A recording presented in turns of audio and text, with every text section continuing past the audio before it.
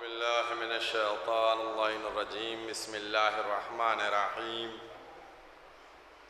अल्हम्दुलिल्लाहि रब्बिल आलमीन वस्सलातु वस्सलाम अला सय्यदिल अंबिया वल मुरसलीन क़ातिमन नबिय्यीन सय्यदिनिल मुमज्जद बशीरुनिल मुसद्दद नज़ीरुनिल मुअय्यद अल मुस्तफ़िल अमजद अल महमूदिल अहमद अबिल क़ासिम मुहम्मद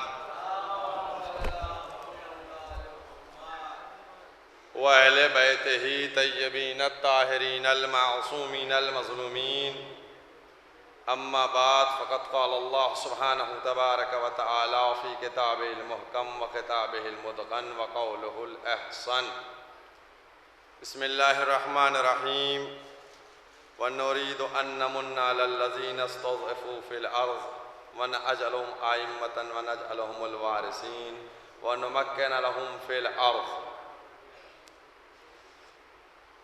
आज की ये महफिल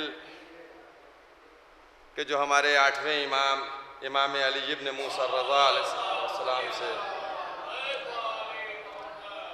मंसूब है, हालांकि शब विलादत कल है, 11 ज़ीक़ात को विलादत है, लेकिन तमाम चीज़ों का आप लोगों की ख्याल रखते हुए महफिल का इनेकाद हफ्ते के दिन किया जाता है ताकि इतवार के दिन आराम फरमा लें। लेकिन उस ख्याल के बावजूद भी आप खुद अपना माशाअल्लाह से कितना ख्याल रखे हुए हैं कि मैं ये समझता हूँ कि लोग ये सोचते हैं कि इस महल्ले में अगर प्रोग्राम किया जाए तो मोमिनीन बड़ी जल्दी तशरीफ़ ले आएंगे, लेकिन बहरहाल वो खुद बाद में अंदाज़ा होता होगा। क्योंकि बहरहाल जिस दिन भी हम महफिल करें, जिस नीयत से हम महफिल करें, वो बरकतें नाजिल होती हैं, वो जश्न उसी मुनासिबत से उसी दिन मुनक़िद किया जाए, ये कोई ज़रूरी नहीं है। विलादत अगरचे परसों है तो शंबे के दिन है, लेकिन आज जो जश्न ये हो रहा है इसमें वही बरकतें हैं, वही रहमतें हैं, वही तहनीयतें हैं। यकीनी तौर के ऊपर जिस ज़ात से मंसूब ये जश्न है, इसके लिए अर्श से फर्श पर मलाइका भी आएंगे और यहाँ दुआएं भी कबूल होंगी। ये जश्न आप देखें कि अगर किसी से पूछा जाए ये कौन सा महीना चल रहा है तो लोग कहेंगे खाली का महीना है, हालांकि इसका नाम ज़ीक़ादा। लोग खाली इसको इसलिए समझते हैं कि उनके मतलब का कुछ नहीं होता। हकीकत में अगर देखा जाए तो इसमें विलादत भी है, इसमें इमाम की शहादत भी है, और 25 ज़ीक़ादा वो तारीख है कि जिस दिन काबे की ज़मीन बिछाई गई और इस दिन को इतनी अज़मत दी गई कि अगर इस दिन एक रोज़ा रख लिया जाए तो 70 साल के रोज़ों के बराबर होता है। बहुत बरकत का महीना है, बहुत अज़मत का महीना है। हमें इन तमाम चीज़ों को समझना चाहिए और याद रखिए, जब तक हम अहले बैत और आइम्मा अलैहिमुस्सलातु वस्सलाम इनकी अज़मत को नहीं समझेंगे, याद रखिए कलमा पढ़ते रहेंगे, दीन मुकम्मल नहीं होगा। आप देखिए, जिस आय करीमा की मैंने तिलावत की, जिसको सरनामा करार दिया, कुरान मजीद का 28वां सूरा क़सस, उसकी 5वीं आयत और 6ठी आयत के इब्तिदाई चंद जुमले, जिसमें परवरदिगार आलम ऐलान ये कर रहा है, हमने इरादा ये कर लिया है। खालिक कह रहा है हमने इरादा ये कर लिया है। क्या इरादा कर लिया है? कि जिसको तुम ज़ईफ बनाओगे ज़मीन के ऊपर, हम उसको इमाम बनाएंगे और उसको वारिस बनाएंगे। वो नुमक्किन लहुम फ़िल अर्ज़, और उसी को कुदरत भी ज़मीन पर देंगे। ये किसका इरादा है? ये अल्लाह का इरादा है।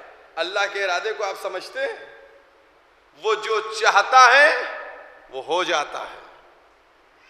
शायद कोई का इरादा किया था, मैं कहूंगा उसका इरादा ही अमल की मंजिल में ले आता है। 3 चीजें हैं, देखिए,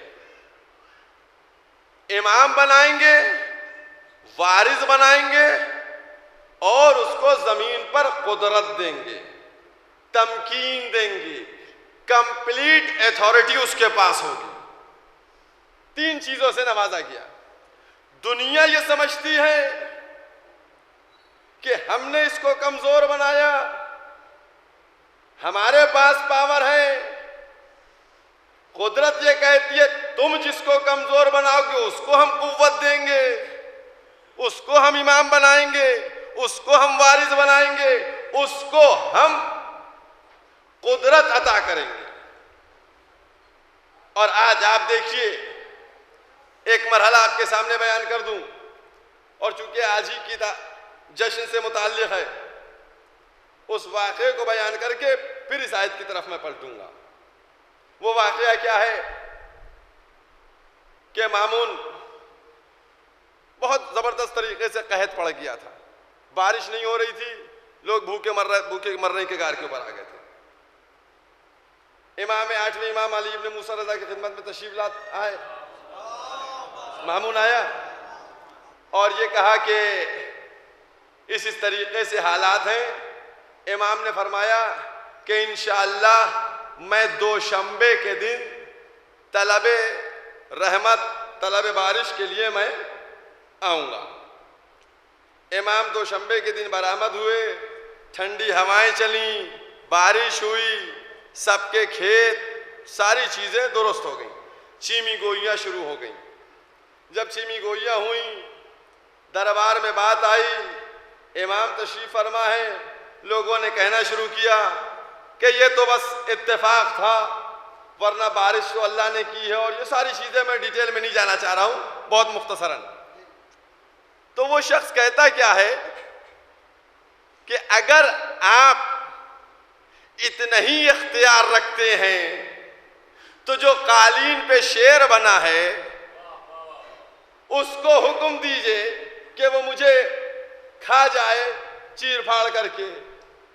इमाम ने पहले तमाम चीज़ें अल्लाह की तरफ के यकीनी तौर के ऊपर, ये परवरदिगार की रहमत थी, परवरदिगार की तरफ से बारिश हुई है, सारी बातें क्लियर की, लेकिन उसके बाद भी वो नहीं माना।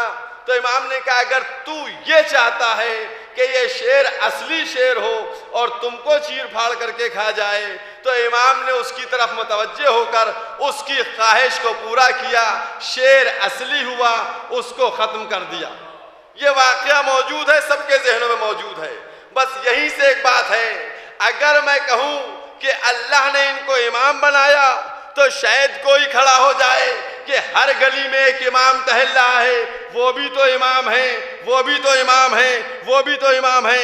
मैं कहूँगा अल्लाह ने इनको वारिस बनाया तो शायद कोई खड़ा हो जाए कि विरासत में क्या चीज़ इनके पास है, ये भी तो वारिस हो सकते हैं, ये भी तो वारिस हो सकते हैं। लेकिन जब मैं बात करूँगा कि अल्लाह ने कंप्लीट अथॉरिटी दी है, इनको कुदरत दी है, तो सब पीछे हट जाएंगे। जब देखा जाएगा तो मुशाहिदे की मंजिल में सिर्फ इन्हीं के पास कुदरत नजर आएगी। अगर शेर को हुक्म देंगे तो वो असली सूरत में आ जाएगा, और अगर ये इमाम अव्वल मुर्दे को हुक्म देंगे तो वो जिंदा हो जाएगा। यह है कुदरत। ये बात सिर्फ ये कहना थी कि इनके पास तमकीन भी है, कुदरत है, अथॉरिटी है, यही वारिस भी है, यही इमाम भी है। और याद रखिएगा, अगर नबुव्वत से कयामत तक जाना है तो वसीला बनाना पड़ेगा दरमियान में इमामत को, इमामत को वसीला बनाना पड़ेगा।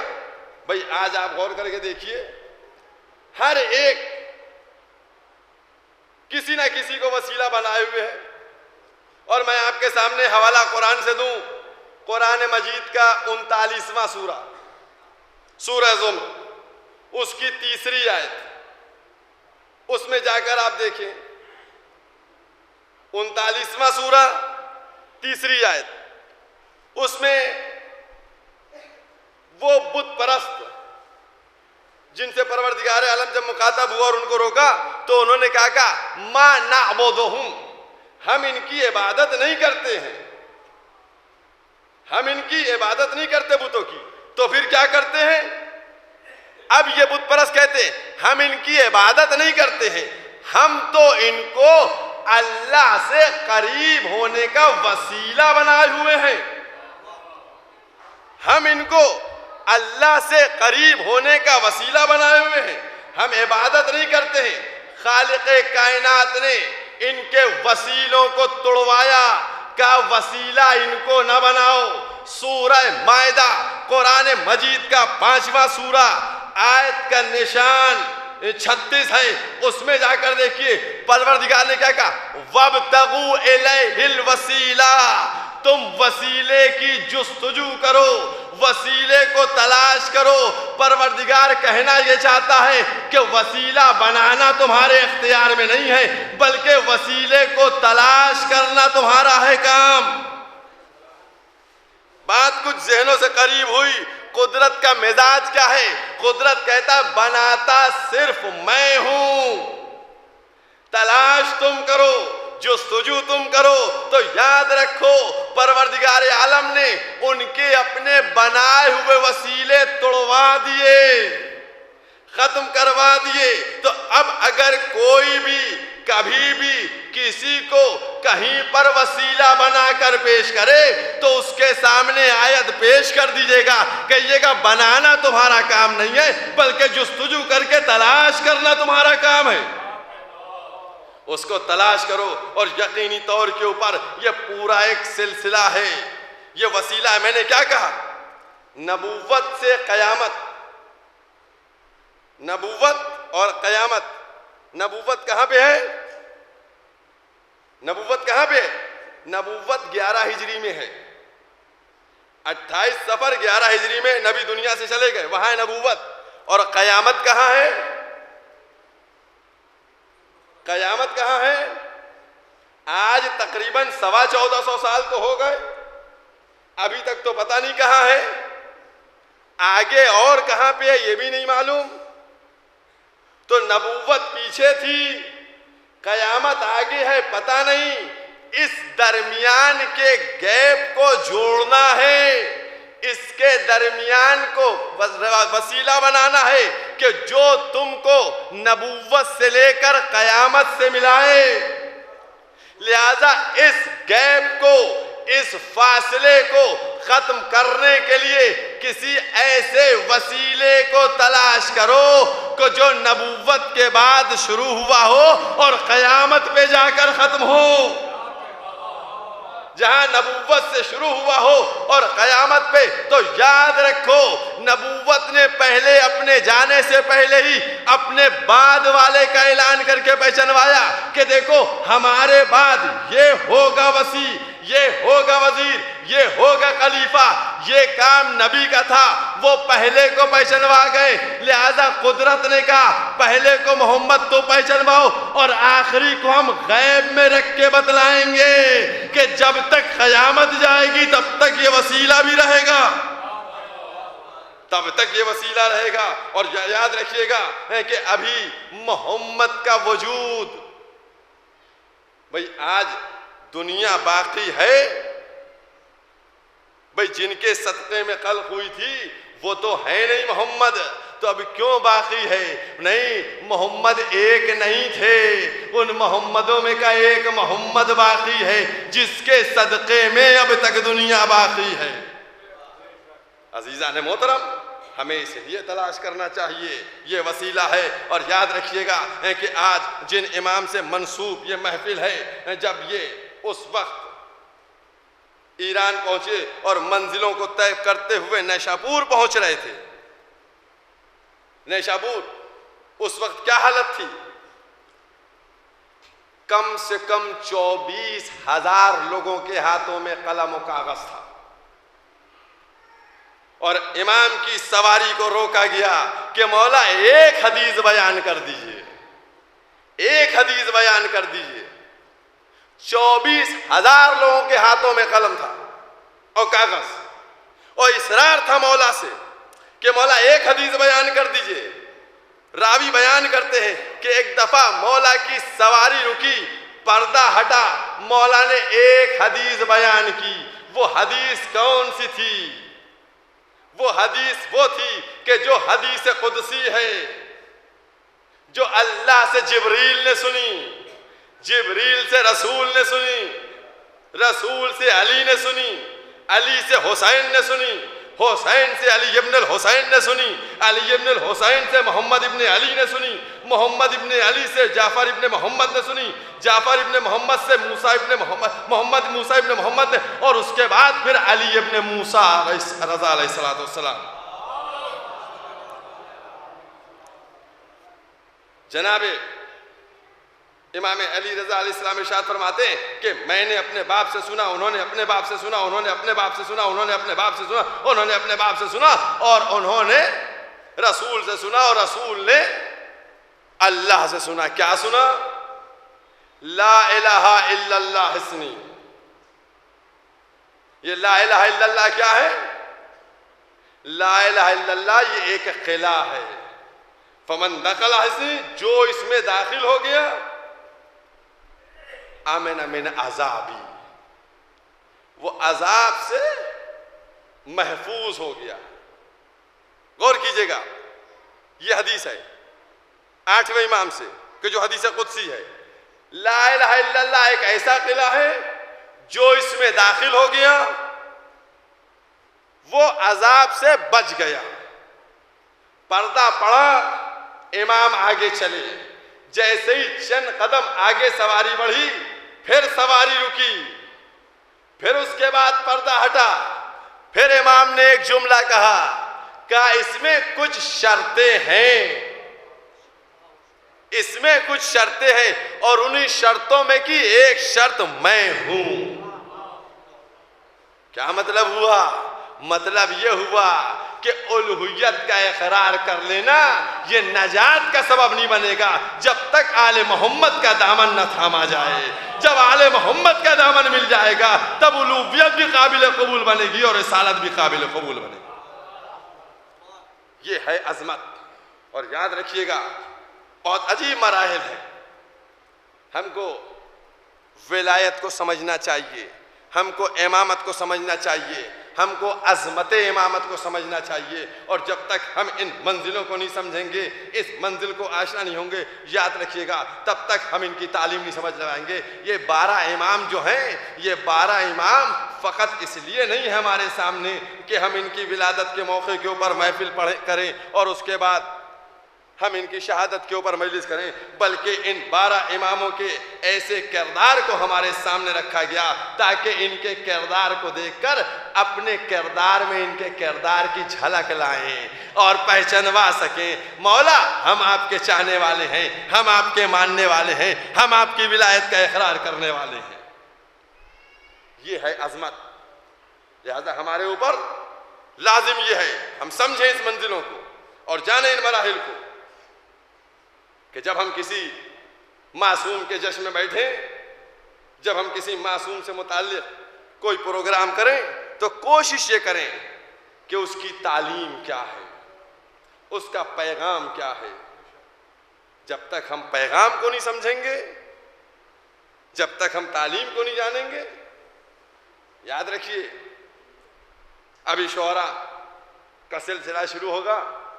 और बहरहाल इसको तो मैं कहता रहता हूं कि मकासिदा और महफिल का मतलब यह है कि शोरा के अच्छे अच्छे शेरों को सुनना और उस पर दाद देना। बिल्कुल कलाम सुनिए। खुद हमारे 8वें इमाम अली इब्न मूसा रज़ा अलैहिस्सलातु वस्सलाम के जो शायर हमारी मदह में कसीदे बयान फरमाते हैं, कहते हैं, उनके सिलसिले में इमाम ने फरमाया, वसाइल शिया में हदीस मिलती है कि उसको परवरदिगार आलम इस दुनिया से 7 गुना बड़े मकान में रखेगा जहां मलाइका और रसूल उससे मुसाफिया और मुलाकात करने के लिए आए। मैं ये नहीं कह रहा हूं, बिल्कुल जो कलाम सुनेंगे महसूस होंगे रूहानियत, कैफ सब होगा, लेकिन कोशिश ये करें, जुस्तजू ये करें कि इमाम की किसी फरमान को भी सीने से लगा लें, इमाम की किसी बात को भी हम माने कि इमाम हमसे क्या चाहते हैं। हम अभी तक ये समझते हैं, देखिए हालांकि वक्त हो गया है, हमारे बरादर अभी बहरहाल तकरीर करेंगे और चूँकि बहरहाल इनकी तकरीर मैं ख़ुद सुनने का मुश्ताक़ रहता हूँ। कभी कभी ऐसा इत्तेफाक होता है किस इल्मी घराने से, तो आपको मालूम ही है, अभी हमारे खुर्शीद साहब कह ही रहे थे, ये ख़ुद भी माशाअल्लाह से बस इतना समझ लीजिए इनकी सलाहियत का कि यहाँ से हर हफ्ते दिल्ली यूनिवर्सिटी में लेक्चर देने जाते हैं। बस इतना सा एक तारुफ काफ़ी होगा आपके। तो बहरहाल लेकिन 2 दक़ीक़े और, इस वक्त हमारे ऊपर लाजिम ये है कि हम मारिफत आइम्मा अहले बैत इसको बहुत दक़ीक़ तौर पर लें। एक जुमला कहने जा रहा हूँ, डर भी लगता है लेकिन दिल भी चाहता है कहूँ। हमारे के यहाँ एक बीमारी पैदा हो गई है, और वो बीमारी क्या है कि अगर किसी ने फ़ज़ाइल बयान कर दिए ज़्यादा तो या उसको मलंग कहा गया या उसको अखबारी की सनद दे दी गई कि ये साहब अखबारी हो गया है, ये मलंग हो गया है। मतलब ये है कि हम ना फ़ज़ाइल को बयान करें ना विलायत की बात करें। हम एक जुमला कहने जा रहा हूँ बहुत धीरे से, गोया हम वहाबी बन जाए, हम वहाबी बन जाए। ये एक मिजाज चल रहा है, और मैं ये समझता हूँ कि आप हजरात के दरमियान ये चीज़ें हैं, ऐसा नहीं सिर्फ मेरे ही पास है, ये आप हजरात के भी गोश गुजार हैं कि साहब ये ना कहिए, वो ना कीजिए, ये ना कहिए, वो ना कहिए। याद रखिए, समझ गए? अब मैं बिल्कुल तफसीलात में नहीं जा रहा हूँ। अहले बैत अलैहिमुस्सलातु वस्सलाम का जो फरमान है, जो कलाम है, वो उस वक़्त के लिए नहीं है, वो आज के ज़माने के लिए भी है। आज के ज़माने के लिए भी है कि आज के ज़माने में भी ये नहीं है। तो जो लान तान है वो अब इस वक़्त ना की जाए, चूंकि पुराशोभ ज़माना है। गौर कीजिएगा, 2 जुमले कह के बात खत्म किए देता हूं, बस जवाब दिए देता हूं। मैंने कहा था एक तकरीर में कहीं, आजकल कहां कहां शिया नहीं मारे जा रहे, बताइए हमको। अब मेरा अपना है, बताइए कहां नहीं है? बहरैन में, सऊदिया में, इराक में, सीरिया में, पाकिस्तान में, और जो शियों से करीब हैं जैसे यमन में हूसी वगैरह, ये लोग सब बेचारे आजकल इधर ये 5-7 साल से इतनी जगहों पर तो अलल ऐलान मारे जा रहे हैं, और बाकी कहाँ दबाए जा रहे हैं, कहाँ उन पर जुल्म ज़्यादती हो रही है, वो अलग है। ये बताइए कि 20 साल पहले कितनी जगह पे मारे जाते थे? 20 साल पहले, 25 साल पहले भी शिया इतनी जगह में मारे जाते थे? 20 साल पहले कभी सुना था बहरैन में शिया मारे गए? सऊदिया में शियों के साथ हुआ, सीरिया में हुआ, एक पाकिस्तान में हमले हो जाया करते थे, अब हर जगह हमले हो रहे हैं। ये बताइए कि पहले शियों पे कम हमले होते थे, अब ज्यादा हो रहे हैं, उसका रीजन क्या है?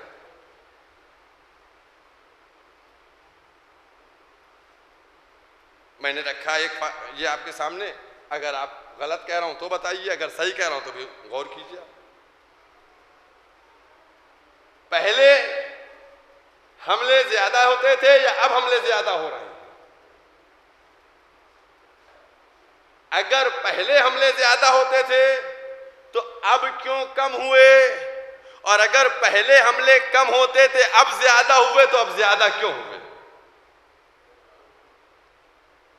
इसमें गौर कीजिएगा, ये रीजन क्या है इसका? पहले कम होते थे अब ज्यादा होने लगे हैं, उसका रीजन क्या है? याद रखिएगा, आपने देखा होगा ना कि एक बहुत ही भोडंगी सी लेकिन सामने की मिसाल आपको दे दूं। एक बच्चा इतना सा लकड़ी लिए अगर हो, ठीक है, और सामने बंदर हो, अगर वो लकड़ी उस बंदर को दिखाए तो बंदर भागेगा। और एक बड़ा आदमी, जवान आदमी, वो बच्चे से भाग जाएगा। जवान आदमी अगर खाली हाथ हो तो उन पे खौफिया जाएगा। जवान आदमी भी है, अगर खाली हाथ है तो खौफिया जाएगा, और बच्चा अगर हाथ में लकड़ी लिए हुए है तो उससे डर के भागेगा। अगर मेरी मिसाल किसी को गलत लगे तो माशाल्लाह से लखनऊ में बंदरों की कमी नहीं, आजमा लीजिएगा, बिल्कुल आजमा लीजिएगा, आप देखिएगा। क्यों? जब डरता है इंसान तो वो हमलावर होता है, और जब ये निडर से आगे बढ़ता है तो चाहे जितना खतरनाक हो वो पैर पीछे घसीटता है। बस यही यहां पर भी मामला हुआ। जब हम अपना तबर्रे का असलहा लिए बढ़ते रहे तब तक दुश्मन भागता रहा। जैसे ही हमने तबर्रे के असलहे को जेब में रख के इत्तेहाद के परचम को पकड़ने की कोशिश की, वो हमलावर हम पर होता चला गया।